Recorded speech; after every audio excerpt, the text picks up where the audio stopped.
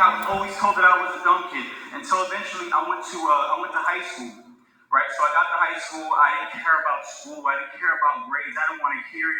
People always told me to go to tutoring. Listen, who wants to go to school all day and then after school you got to go back to school so you can go get some more school? Most people, let's be real. Like, I'm the type, I'm gonna be real with you. So that was me. I didn't want to do all the schooling, right? So eventually, what my high school teacher, what she had to do, she went up to me, she was like, listen, I heard you like cookies. And I was like, yes, I like cookies, but not schooling. What do you want?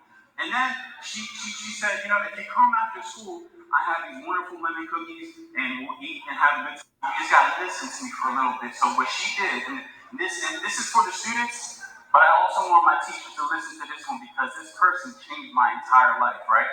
So I stayed after school and I spoke to her, and she just sat down with me. She started to really, truly, truly try and see how I, articulate language, understand. And after sitting with me, she saw that it wasn't that I was dumb or retarded.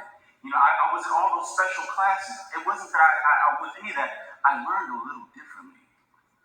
She would stop and break things down a little differently. And she would listen to what I was saying and how I would articulate. She never wrote me off. And because of that, she started to speak something into me, right? She would remind me about who I am, what I'm capable of doing. And I'm sitting here in front of you today because I'm reminding you who you are and what you're capable of doing. See, the world is going to push all kinds of mess towards your way.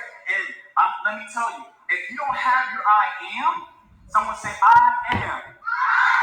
If you don't have your I am, the world is going to tell you who you are and how much you are worth.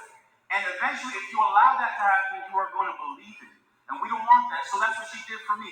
And eventually, I sat in front of class and I started to believe it. And the only thing that changed was my I am. It wasn't that I was, this automatic genius or anything. No, I just changed my I am. I started to believe in myself. So I stayed in, and then eventually I started to sit in front of class. For my junior year and my senior year, I got straight A's. I was on the honor roll for the last 2 years.